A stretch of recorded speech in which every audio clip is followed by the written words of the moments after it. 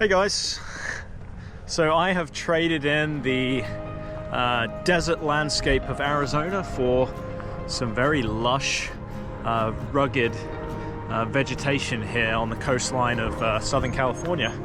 And for those that are interested, this is probably one of the premier hiking destinations in the area, in Orange County.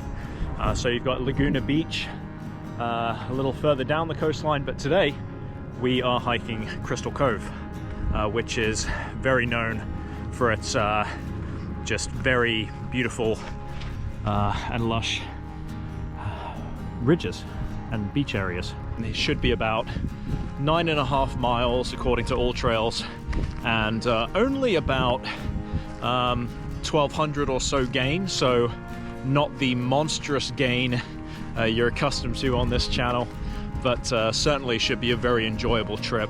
This looks like the actual start, at least the start of the trail side that I'm using today.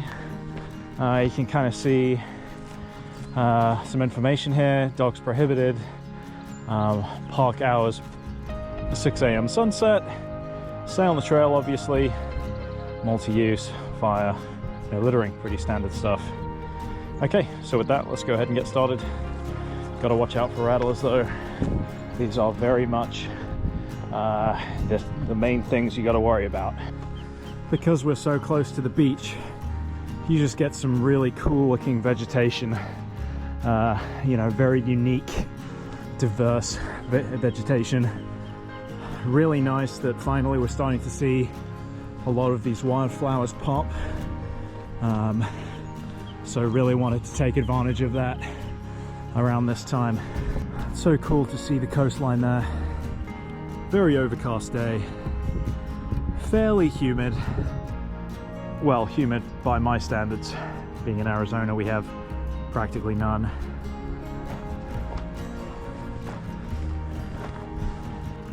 So far the quality of this trail has been phenomenal. Relatively smooth, very mild incline, and overall fantastic views.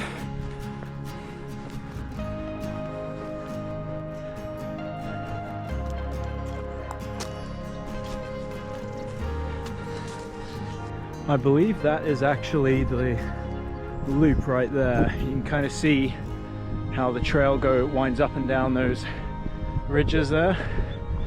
That is where we're going. Some fantastic properties up there on the hill, probably worth tens of millions. Obviously this is in a very, very high scale area. We're right by Laguna Beach in Orange County, so clearly we are among the most elite of the elite, wealthy individuals. So that's kind of fun to look at some of those properties as you're as you're hiking through the trail here.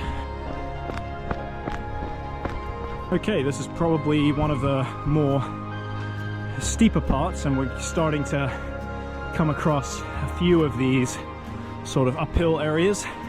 Again, these are very short bursts, so they're not by any means very high, long, steep parts, but maybe, you know, 20 feet here, 20 feet there.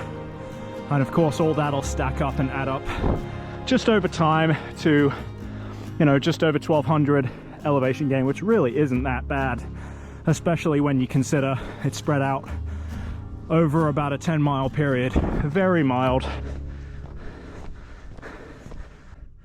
Giving you an idea of where you're at. You know, there's multiple routes.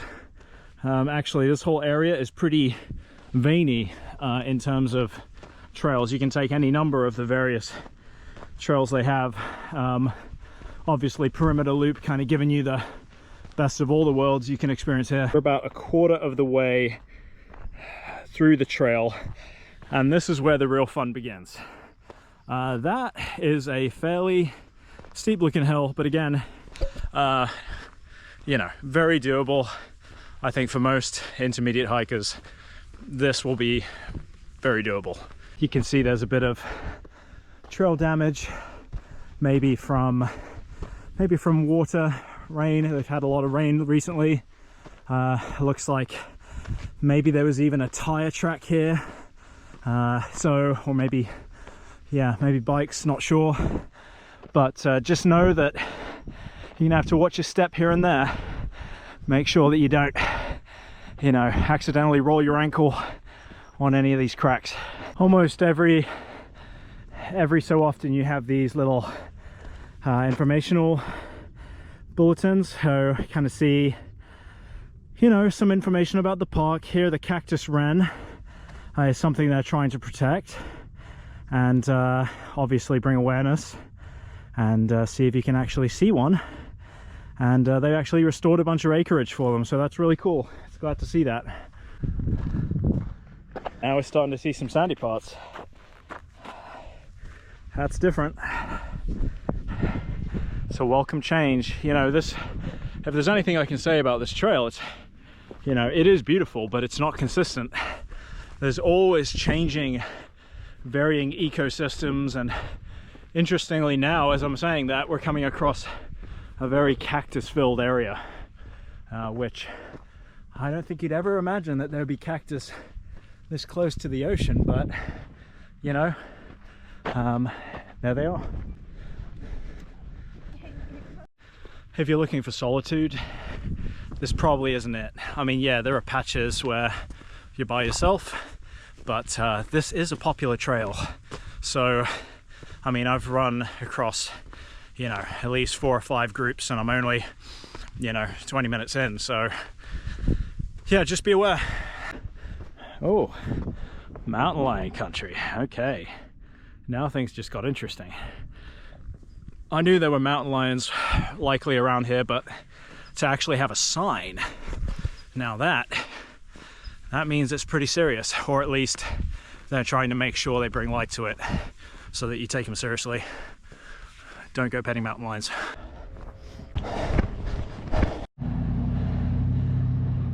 More nice homes. We are what appears to be at the top of the loop, about halfway done. It does look like we come back up and down a few ridges, but for the most part I'm pretty sure the gain is mostly done. If you guys know what that is way off in the distance, that mountain there, really appreciate you putting that in the comments. It looks like a pretty decent size mountain range, so if you know what it is, let me know. There is this one stretch as you're coming back around the loop about halfway where, yeah, you know, got a bit of roadside activity, and probably the last couple 100 feet of gain coming up here. So everything else would be pretty downhill, I imagine.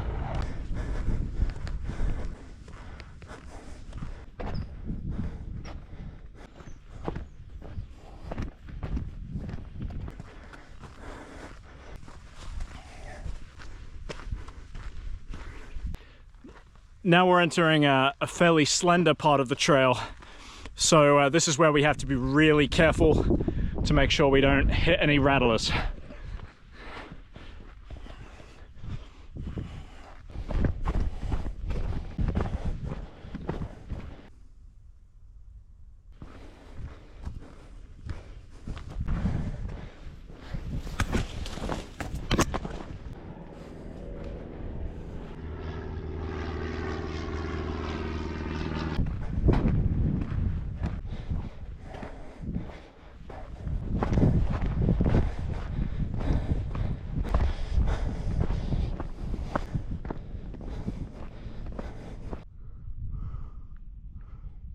So it is worth mentioning that you do hit 3 different campgrounds on the way down.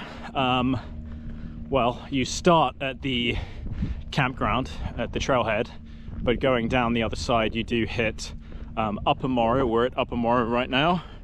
Lots of benches, lots of places to camp, and we'll also hit Lower Morrow campground on the way down as well. In probably the next 15 minutes or so. So yeah, designated camp area, camping permit is required, so definitely make sure you bring that along. Wow, look at that. Western spadefoot toad. Used to be found throughout California habitats with seasonal ponds. Now limited to only a few sites because of loss of habitat. I had absolutely no idea they were doing all this great restoration, but you can see the pond there. Wow, that is really cool. All right, we're passing Lower Morrow. So assuming you just go up there and investigate the campgrounds. It's not too far from actually the trailhead. Trailhead's about a quarter of the trek down there. So we got a quarter of the hike left. And yeah, just 2.5 miles left. You know, hiking back towards the ocean, I don't have to tell you how nice and cool and breezy it is right now. And I don't care what hike you're on, it always feels good to be hiking towards water. Yeah, hopefully we get some nice views of the ocean soon. It is hazy today, so we'll see. All right, so we get a look at Emerald Bay, and further down is Laguna Beach, and you don't get the best look of it from here, but I'm sure you get much more of a view further down. Coming to the conclusion of the hike here, and we've hit some nicely paved road on the way down. I have heard from some local friends of mine that Bear Flag Cove is the place to get seafood around here. So being in Arizona, I can't spell fresh seafood, so hopefully I can enjoy some nice seafood today.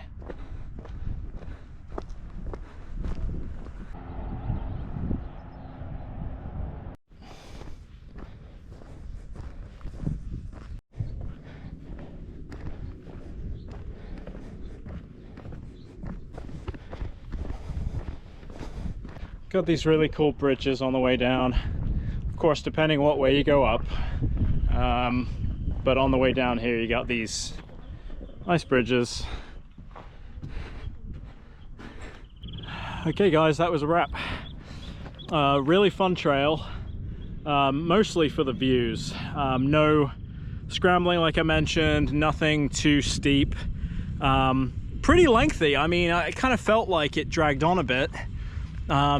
Felt longer than what it was, but you know, that's just how it was for this. So when it's all said and done, I think it said about 9.5 miles. I hit 9.7, and it said around 13-ish gain. I hit 1,417. Moving time was 3 hours 18. I was shooting for about 3 hours. Most complete this in about 4 hours. 4 hours is pretty comfortable. I mean, I was pushing it here and there, jogging down some hills and such. So yeah, for me, you know, this is definitely one that I'd do again. Very enjoyable. I think it was 5 stars all around. The views, the trail, just everything about this place. So yeah, from my perspective, it was very well worth it.